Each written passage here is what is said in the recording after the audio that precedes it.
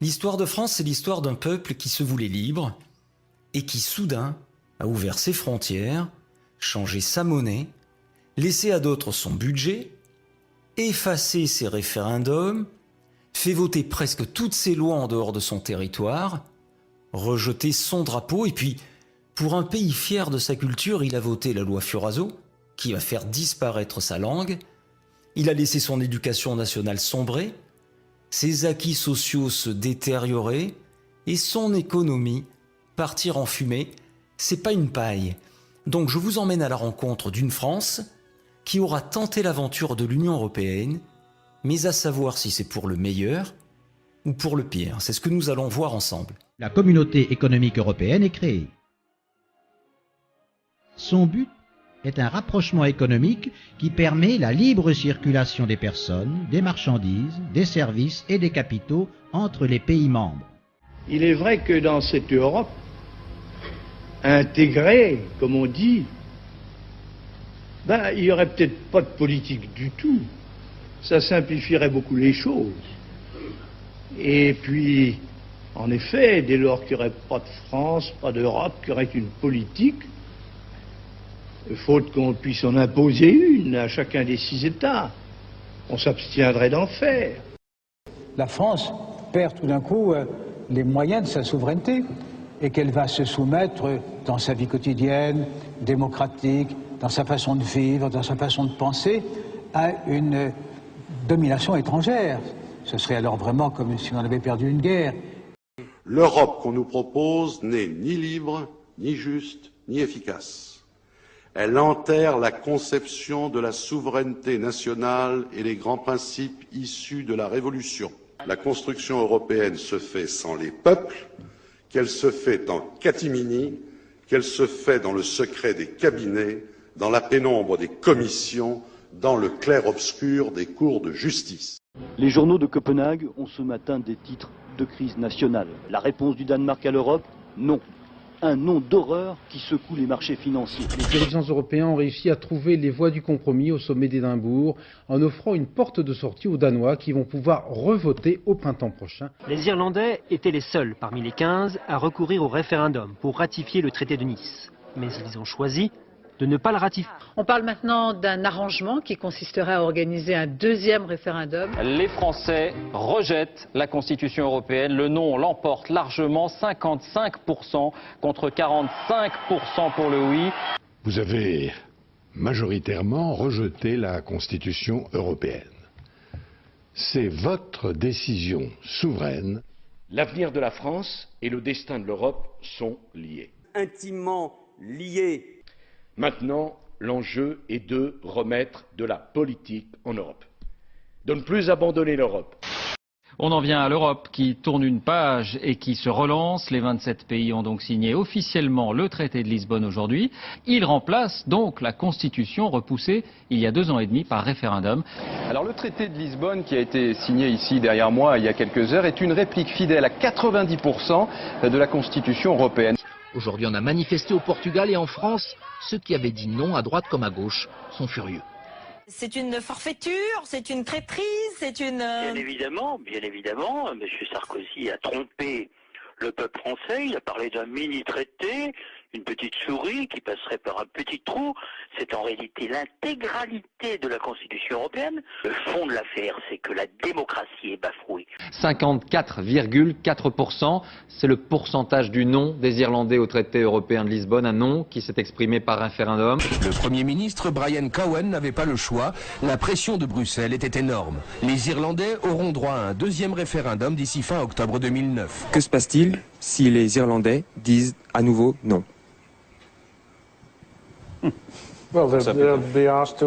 Eh bien, on leur reposera la question une troisième fois, jusqu'à ce qu'ils disent oui. L'expérience a montré qu'interroger un pays sur des sujets extrêmement compliqués, on l'a vu au moment du traité constitutionnel, aboutit à une inconscience collective.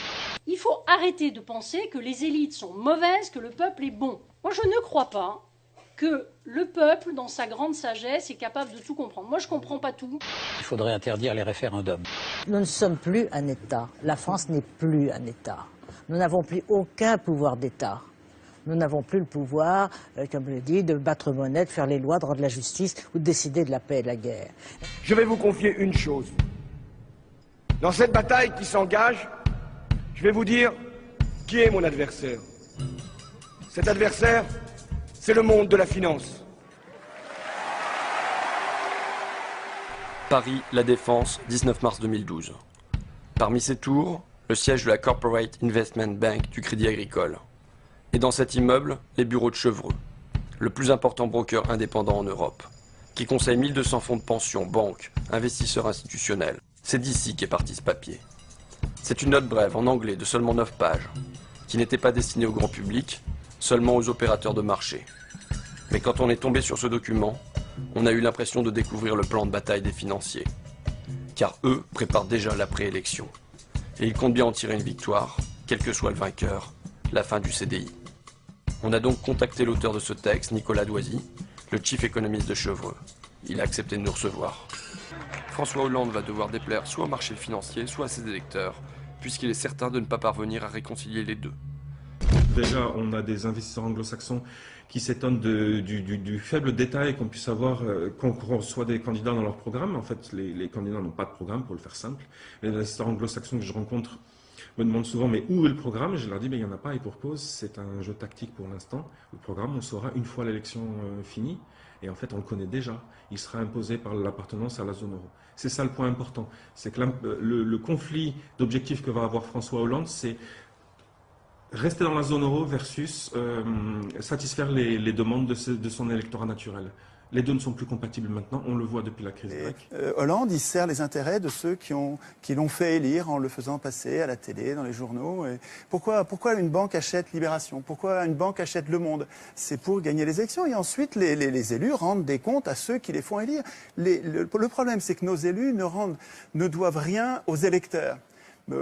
Que vous votiez ou vous votiez pas, c'est pas vous, ce sera un autre. Ceux qui vont voter, c'est ceux qui regardent la télévision, qui sont pas politisés. Il faut qu'ils passent beaucoup à la télévision.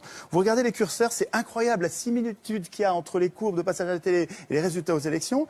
Il suffit de monter les curseurs des challengers, vous les montez à 10, 15%, et ils vont être élus l'un ou l'autre, en fait. Peu importe, ils vont faire la même politique. C'est le premier sommet du président français. Comme il l'a promis durant sa campagne, François Hollande est venu réclamer un pacte de croissance pour l'Europe. Mais la tâche peut s'avérer difficile.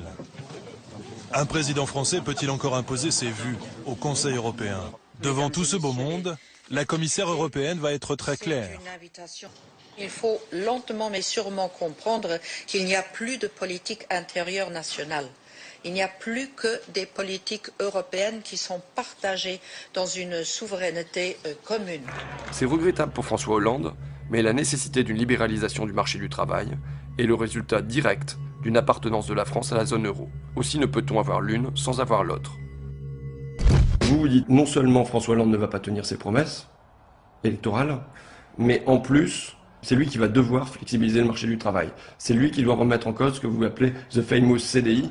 La demande de renégociation du traité serait alors utilisée pour tromper le public français en lui faisant accepter des réformes correctes, dont celle du marché du travail. François Hollande dit « je vais demander la renégociation du dernier traité européen ». Vous écrivez ça. Dans cette perspective, il serait politiquement intelligent que ses pairs de l'eurozone, donc ses partenaires allemands, belges, italiens, ainsi de suite, permettent à François Hollande de prétendre qu'il leur a arraché quelques concessions, même si c'est faux en réalité. Devant les journalistes européens, François Hollande reste droit dans ses convictions. Ont été courageusement menés à bien. Ce sera une concession, en quelque sorte, de façade qui aurait été faite à François Hollande et au peuple français, entre guillemets, de façon à ce que tout le monde constate qu'à la fin des fins, il les faut bien, les autres réformes, les fameuses réformes structurelles que dont personne ne va entendre. Avez-vous senti ce soir une compréhension de la part de vos homologues européens à ce propos, ou est-ce que vous vous sentez de représenter un peu le mauvais élève de l'Europe dans la matière? Non, nous sommes le bon élève. Nous le faisons au rythme prévu par nos engagements européens.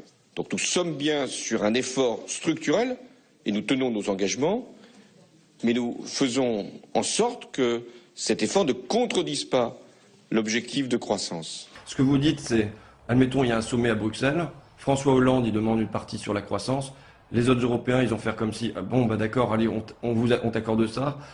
Ils rentrent ici en France en disant, regardez ce que j'ai obtenu. Et du coup, il peut dire derrière, ben, en échange, nous, on va libéraliser notre marché du travail.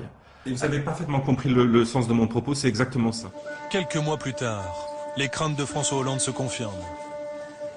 La France ne fera pas de croissance et elle va même briser la règle d'or en dépassant les 3% d'endettement. On peut émettre alors ce qu'on appelle ensuite une mise en demeure, si la recommandation n'a pas été suivie des faits, qui de nouveau demande aux États membres de converger vers des cibles budgétaires plus raisonnables. Et puis si ça n'est toujours pas le cas, alors on peut se mettre en place des mécanismes de sanctions financières. Pour la France, ça représenterait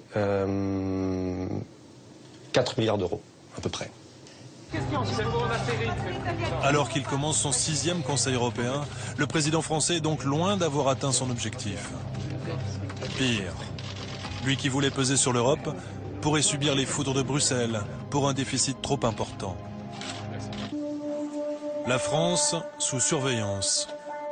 C'est ici, dans ces couloirs anonymes, où se succèdent des bureaux étroits, que se joue donc une amende de 4 milliards d'euros que nous aurions à payer. Depuis mars 2013, la Commission peut demander à modifier les projets de budget de ces États avant même leur adoption par le Parlement.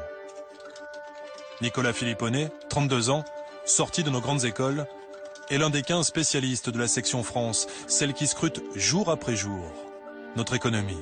La section France ne fait pas que surveiller. Elle conseille, elle suggère, elle propose des sanctions. Pour la France, en 2012, donc il y avait 5 recommandations. Extrait du dossier France, préparé par Nicolas Filipponet, 32 ans. Les procédures applicables au licenciement continuent d'engendrer des coûts potentiellement importants pour les employeurs. Autrement dit, en France, les salariés sont trop protégés lorsque les entreprises veulent licencier. Ou bien encore, les allocations de chômage pour les travailleurs plus âgés et notamment leur durée pourraient constituer des incitations limitées à travailler. En clair, il faudrait réduire la durée de ces allocations. Vous savez ce que c'est? Au bout du compte, ça revient, pour schématiser, à donner à ce que les États abdiquent devant des tribunaux leur souveraineté face à des grandes entreprises, des grands conglomérats financiers et industriels, qui pourront attaquer les États parce qu'ils auront mené des politiques qui ne seront pas conformes à leur légitime attente de ce qu'attendent les... Mais enfin, où allons-nous? Où allons-nous? Vous parlez de catastrophe, mais c'est une réussite formidable. Tout se passe comme prévu. La sécurité sociale est détricotée. Le chômage se porte à merveille, ce qui permet de tenailler les salaires et d'avoir des bas salaires, donc des hauts profits. Donc tout se passe bien, en fait, du point de vue des 1% qui se gavent comme jamais. Les banques qui devraient être en prison pour faillite frauduleuse, leurs patrons se font mieux payer que jamais et arrivent maintenant au gouvernement des différents pays. Je trouve que la situation n'est pas du tout catastrophique pour ceux qui financent les campagnes électorales des élus. Regardez la Grèce, regardez l'Espagne, regardez l'Italie, regardez tout ce qui se passe en Europe depuis 2010. On a bien vu que de toute façon, à la fin, c'est le marché qui l'emporte. Je ne suis pas en train de dire que le marché a nécessairement raison, et, au sens moral du terme, en tout cas, il aura raison factuellement, puisqu'il s'imposera, ça c'est clair.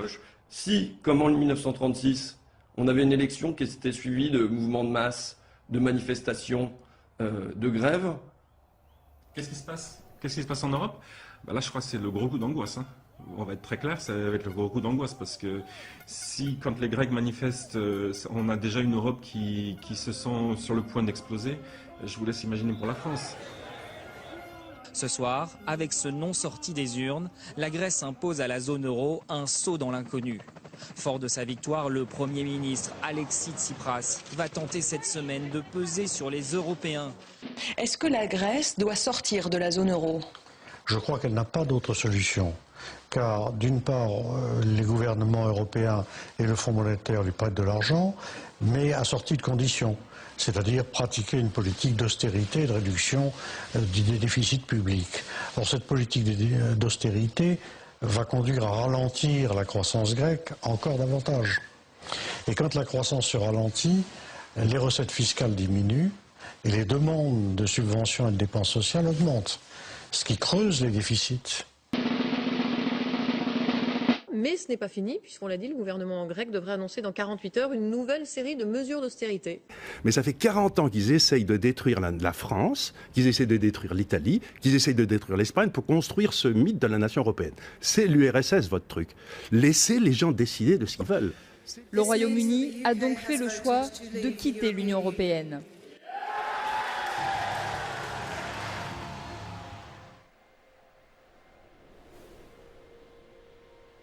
J'avais un grand-père. Quand j'étais petit, dans les années 65-66, il m'avait dit « Tu as de la chance, tu auras une meilleure vie que nous ». Quel grand-père aujourd'hui dit à son petit-fils ou à sa petite-fille « Tu as de la chance, tu auras une meilleure vie que nous ». Parce qu'il faut que les Français sachent, je l'ai déjà dit, je le redis, que ça c'est le programme commun du prochain président de la République française et du prochain Premier ministre, s'il ne sort pas de l'Union européenne. C'est le rapport des grandes orientations de politique économique que publie la Commission européenne chaque année et qui fixe chaque année ce que doit être la politique économique et sociale de la France. Par exemple, la hausse de la TVA, c'est la baisse de l'impôt sur les grandes sociétés, c'est le gel du SMIC, c'est la mise en pièces de toutes les professions réglementées, les artisans taxis, les médecins, les avocats, les huissiers, les notaires, etc., qui vont tous se faire ubériser. C'est la réforme du droit du travail avec la baisse de l'assurance chômage. C'est le déremboursement de la sécurité sociale avec une médecine à 2 vitesses. Et bien ça, moi je fais ça. Voilà ce que je propose aux Français de faire. Moi je veux sortir de ça. La matrice de notre politique n'est plus à l'Élysée ou à l'Assemblée nationale, mais ici, dans ces immeubles froids.